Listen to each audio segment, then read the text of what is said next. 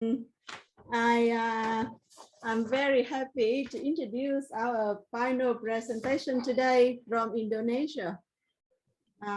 Hastowohadi. Hastowohadi, where are you? Hello. Yes. You are here with us? Yes.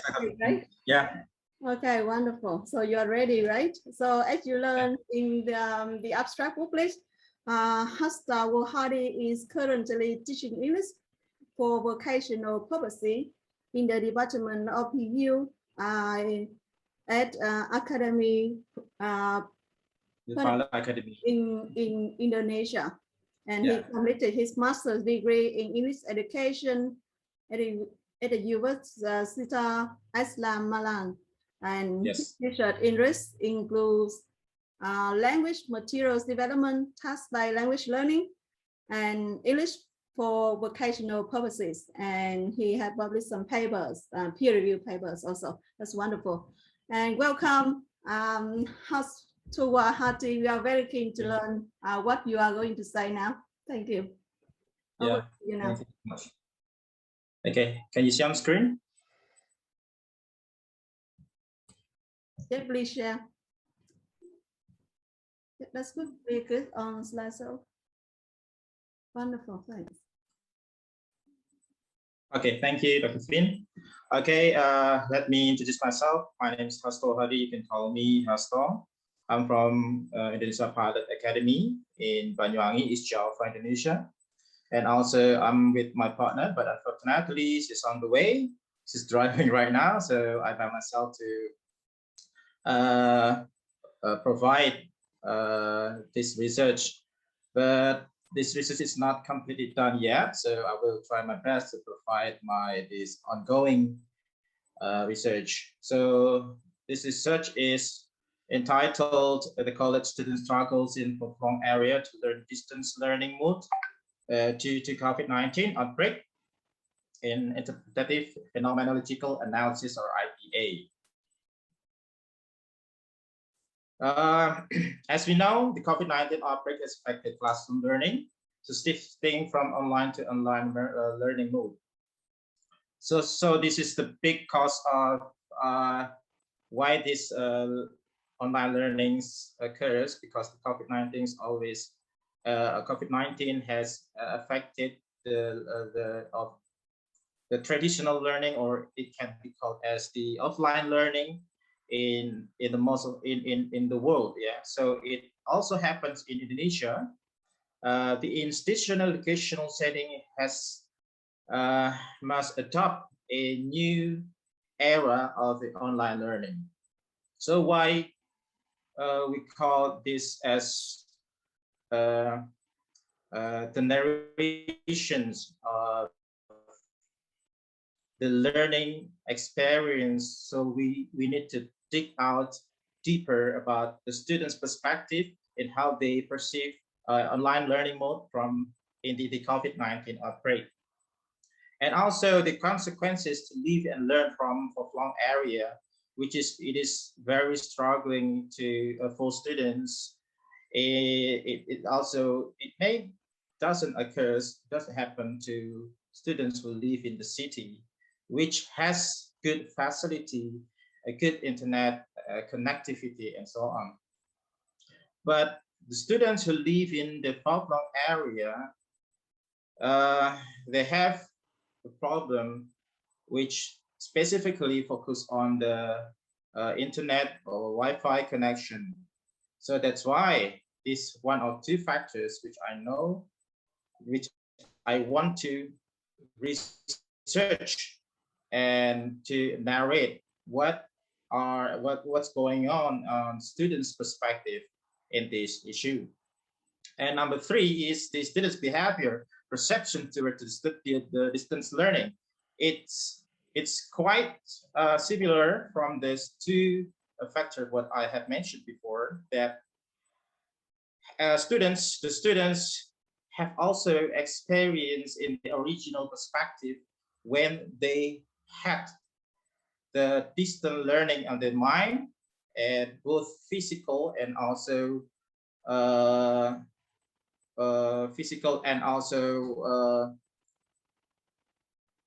experience, psychological experience. So both issue has also incorporated in my research. And the focus is we want to find out the narration of students in their experience when they're learning in from far-flung area in online learning mode due to COVID-19 outbreak.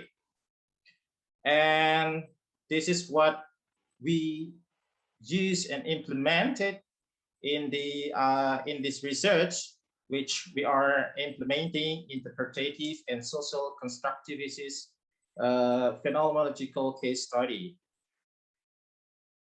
So in this frame of phenomenological case study, the frame is interpretive paradigm, which qualitative researchers seek to understand in the subjective or multi-layered meaning of events, phenomena, and social beings worldviews. And also, Gene Hamberger later also in 2018 said that constructivism maintained in building up view knowledge as co-constructed to gain the nature of reality. So in the same vein, researchers seek to understand the subjective meanings of multiple and complex participant world that can embrace beliefs, norms, and social instructions or engagement, the Criswell and also both in 2018. What to be considered in our research? So we've tried to arrange some facets to our research. Some of them are participant recruitment as a sampling, researchers positioning, the relationship between the research and the researchers, because it's quite important in the IPA settings, because researchers needs to be close with those students or participants who like to be interviewed and to be interrogated. So this is very important with positions, also including the positioning of a outsider, or it can call this in insider perspective. So both positions are very important. And also degree of engagement, self-immersions, and narrative co-constructions, also digital recording, documentation of field notes, degree of self-reflectivity, narrative ownership of ethics of engagement. And next step is about the method. So Cassidy, McIntyre, and Talwer in 2019 also reported that employed the qualitative methodology that offers interpretative phenomenological analysis of students' experience. It offers live role of participant, how they get immersed in life through concrete and meaning experiences. So it's stressed on fully meaning making. How do students perceive when they are facing this kind of COVID-19 outbreak, when they are doing learning in the far-flung area? And about researchers' positioning, as I mentioned earlier, because we need to get closer with the participants, as it can be both a emic or ethic perspective. So in these positions, I by myself positioning to be an ethical side of perspective, because actually my participant, the students, are not my students in my academy. So I contact one of my partner to find out the information about the students who live in far-flung area, and I've got 3 students there, but fortunately only 2 students who have called and contacted, and that's why this is a positioning as an ethical side perspective. And also the gatekeeper, I need to be close with the to direct communications between the participants and I myself. So I need to communicate with the gatekeepers, my partner's friends. So I need to be close with this communication. So that's why it is important in this researchers positioning. In data collection, also we provide and arrange some aspects that research, including research goal, research questions, inductive approach to data collection, which is really different from the positivism, yeah, because the inductive is quite different from what we call as the major research in Indonesia, yeah. But we try to have a very to get a strengthen to inductive approach is a part of the qualitative, and also about ethical clearance, access to participant and informed consent, data collection methods, and also time frame, duration, language need to be arranged in our program to finish right away as soon as possible, and also the data mining.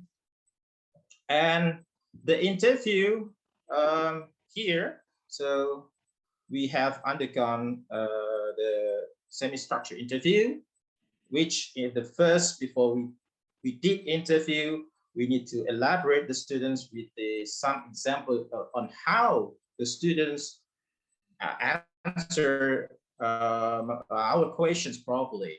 So we need to theoretical scaffolding. It's very important to relate the gaps between the researchers and participant to succeed in the task unaided, so the participant take on fully activity by October 2018.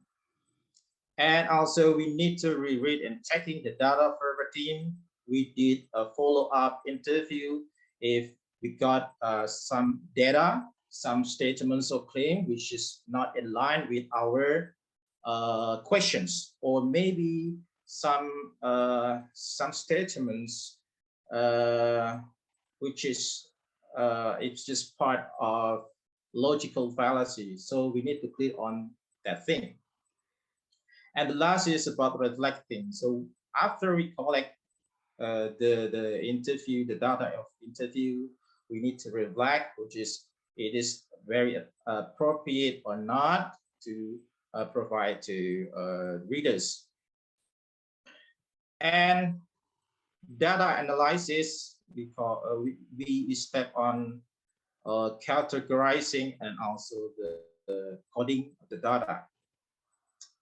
So we use inductive approach, or we can call it as a bottom-up process, yeah.